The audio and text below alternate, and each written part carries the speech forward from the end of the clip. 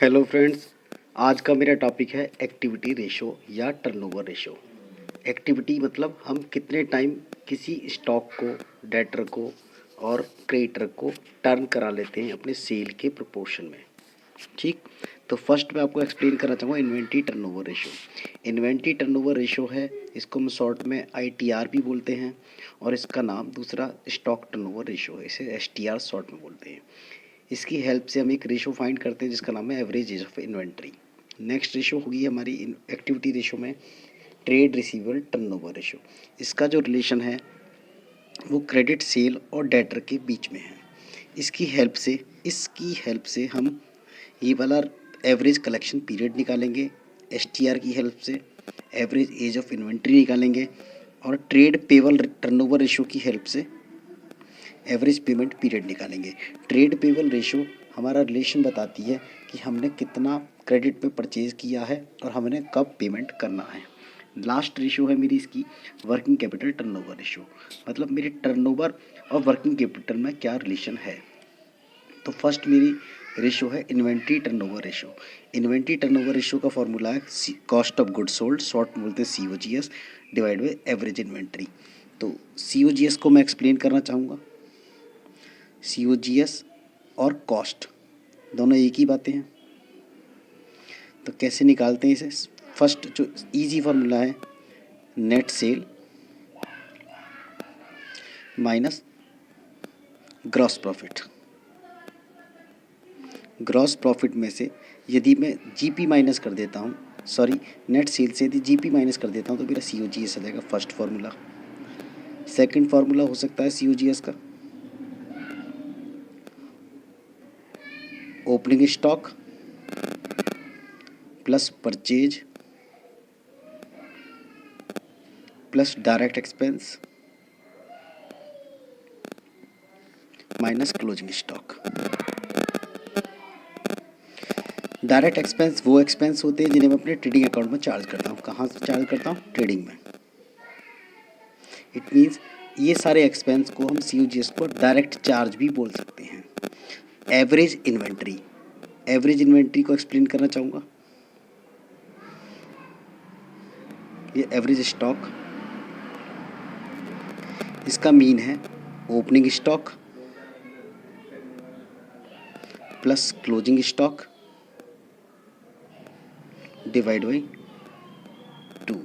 यदि ओपनिंग और क्लोजिंग के सम को हम 2 से डिवाइड कर लेते हैं तो हमारा एवरेज स्टॉक आ जाता है। अब फॉर्मूला आपका ये हुआ COGS divide by average stock. अब इसे फाइंड क्यों किया जाता है? इसे फाइंड करने का मेन पर्पज़ ये है कि हम जितने का गुड्स परचेज करके लाए हैं, ये हमारी शॉप में जितने का गुड्स पड़ा हुआ है, ठीक, उसको हम कितनी बार स्टॉक में कन्वर्ट कर लेते हैं, मतलब एवरेज इन्वेंट्री से स्टॉक में कन्वर्ट कर लेते हैं। जैसे COGS मेरे गुड्स जो पड़ा हुआ है टोटल इतने का है और ओपनिंग और क्लोजिंग, सपोज मैंने स्टार्टिंग में इतना गुड्स था और लास्ट में इतना गुड्स था, मतलब कोई गुड्स की अमाउंट थी उसको डिवाइड करके एवरेज निकाल लिया। इसका मेन पर्पज़ है कि मैं अपने गुड्स को कितनी बार सेल में कन्वर्ट कर पा रहा हूँ या अपने स्टॉक को कितनी बार सेल में कन्वर्ट कर पा रहा हूँ। ये रेशो जितनी हाई होती है उतना ही बेस्ट होता है।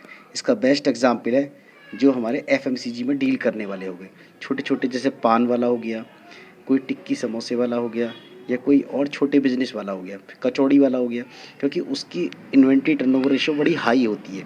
हाई होने का मतलब क्या है? वो जितना सामान खरीदता है उतना ही बेच देता है। इट मीन्स वो अपने स्टॉक को जल्दी जल्दी सेल में कन्वर्ट करा सकता है, और जितना ज़्यादा हम स्टॉक को सेल में कन्वर्ट कराते हैं उतनी ही हमारी इनकम्स बढ़ जाती हैं। तो इसका जितना हाई होना है अच्छा है आगे के लिए। अब नेक्स्ट है मेरी इसमें रेशो जिसका नाम है average age of inventory. Average age of inventory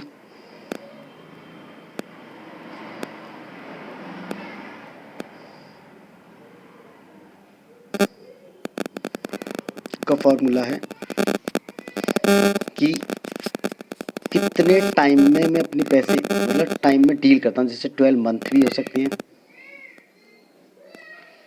days भी हो सकते हैं और वीक भी हो सकते हैं। जैसे मेरे 52 वीक्स होते हैं साल में और 365 डेज़ होते हैं, यहाँ पर हम 360 भी ले सकते हैं, डिवाइड बाई मेरी इस रेशो का आंसर जो क्या था STR।